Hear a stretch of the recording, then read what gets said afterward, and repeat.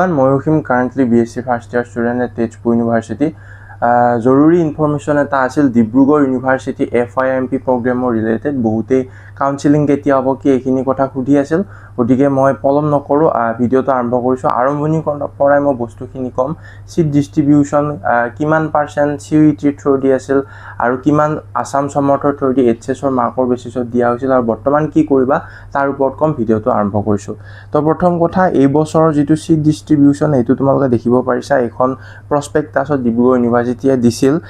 ভালদৰে তোমালোকে চালে ইয়াতে তোমালোকৰ দেখা পাবা যে 90% FYIMP প্ৰগ্ৰামৰ সিট এইবাৰ HS মাৰ্কৰ ওপৰত বেসড কৰি নন CUET থ্ৰু দি দিয়া হৈছে আৰু 10% সিট তোমালোকৰ CUET UG এক্সামৰ থ্ৰু দি দিয়া হ'ব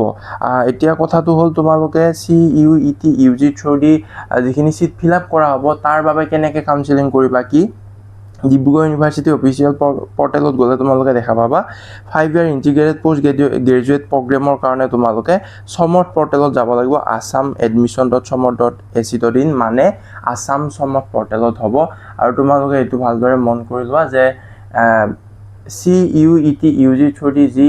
admission hobo heya bortoman ajir pora start hobo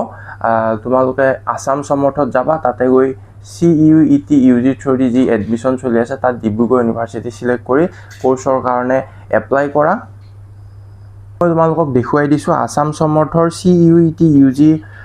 through apply kora timeline khini 5 or 13 July bitor registration aru program selection ekhini dekha paise baki correction indoi likha ase ei bostu khini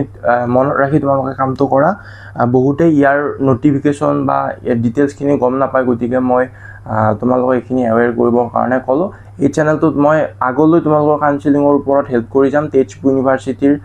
কাউন্সেলিংৰ ওপৰতো help কৰিম বৰ্তমানলে portal open হোৱা নাই যেতিয়া হয় মই তোমালোকক জনাম এই চ্যানেলটো সাবস্ক্ৰাইব কৰি লবা